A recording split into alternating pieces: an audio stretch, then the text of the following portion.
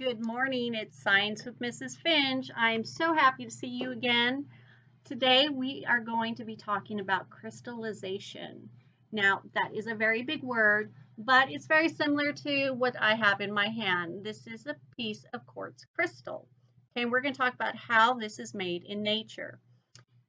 So first off, we need to talk about what crystallization is. So crystals form in nature when liquids cool and start to harden. Certain molecules in the liquid begin to gather together in a repeating pattern. So look at that word molecules. So the best way for me to explain to you to help you understand what a molecule is, think about it like this.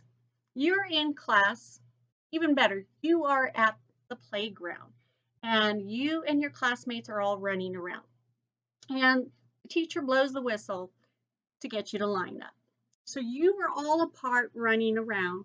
And when you come into that line, you are those molecules running around.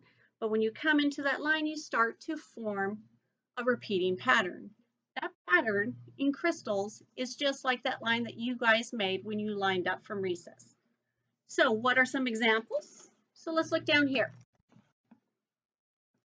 So some basic examples is from liquid rock or magma. So like the volcano you made, when that liquid rock comes out of that volcano and cools, it creates crystals. Now there are specific kind of crystals it does form. One of the most popular ones are diamonds, another one are rubies and emeralds. A lot of that comes from magma.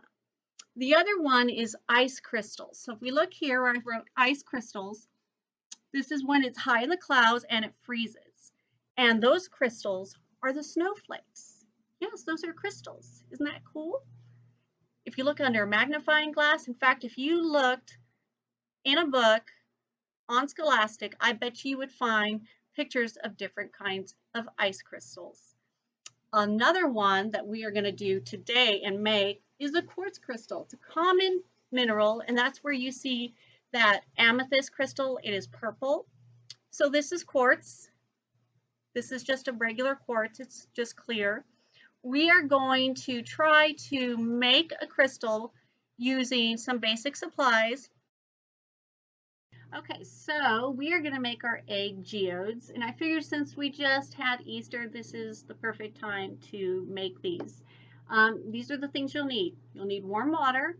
I would suggest about a cup of water.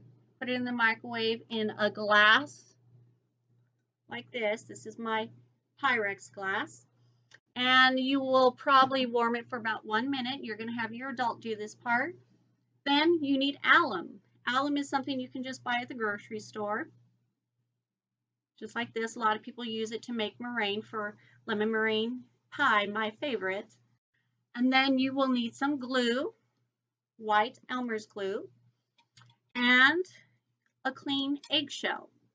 So I have, from my own chickens, an eggshell that I have cracked, saved the egg, rinsed out the shell, and then you'll need food coloring. I'm going to do mine in blue. You can use whatever one you want, or you can mix colors. That's really fun to do. The last thing you're going to need is a paintbrush, okay? Some helpful tools, though, is going to be a spoon and a bowl. I'm going to lay my egg in here while I'm working, okay? So I'm going to get into a workspace and we will get started on our egg geode.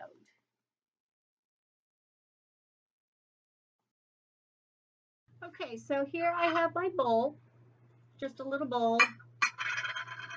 Sorry for that loud clack. Then I have my shell. So I'm going to grab my glue and I'm going to put a little glue in here like that. I would say probably about, let me think, maybe like a dime size or a nickel size. Then I'm going to use my paintbrush and I'm going to spread that paint around all like that.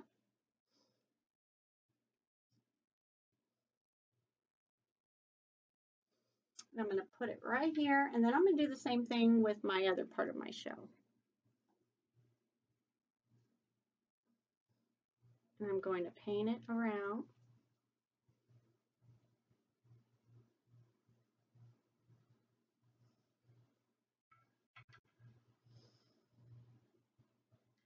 Then I'm going to grab the alum. It's important that you either have an adult do this portion, or if you have gloves, put your gloves on. Because what we're going to do is we're going to use our spoon. I'm going to pour some alum inside my spoon, just like this. You're going to put your egg over the bowl, and I'm just going to sprinkle this all over my egg. Oops, and I dropped it, but that's okay. It's still stuck to it because of the glue.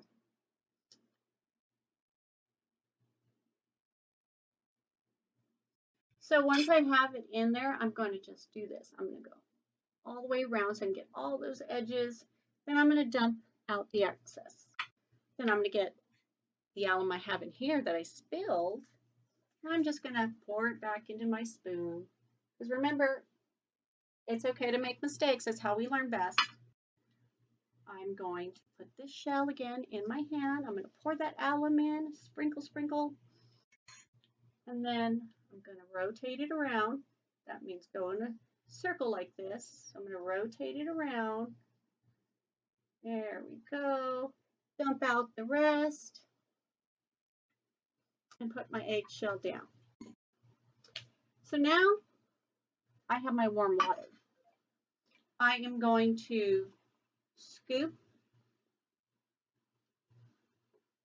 about a tablespoon of alum into my water.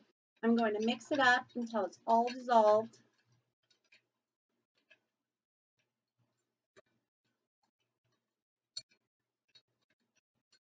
Because I want my geode to be blue, I'm going to add some blue food coloring. Now you can add just a few drops if you wanted a light blue, or lots like me to make it dark. Okay?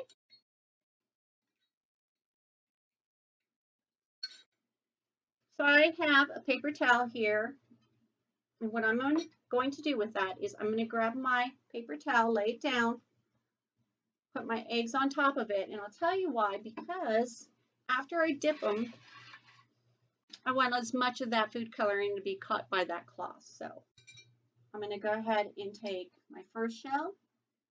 I'm going to hold it on my spoon like this. If you want, you can set this on there. That way, in case you make a mess, it's all in one spot. I'm going to gently put some blue alum water in my egg. I'm going to cover it like this. Then I'm going to take that excess water out and put it down again. I'm going to grab my other egg and do the same thing.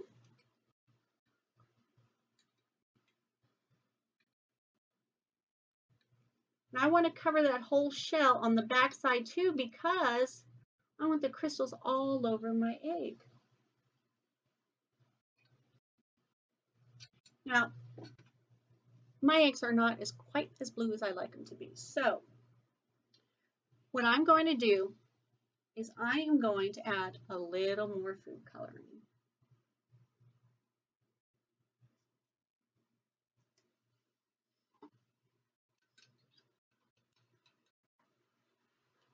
And we are going to dip again. The more you dip, the more crystals you're going to get forming too. So this is definitely a little bluer. And if you want, you can let your egg just sit and float there for a while. Let that shell collect as much of that alum water. I'm going to try to get both mine in. Yep, I did. So they're going to sit right there and soak up some of this alum water.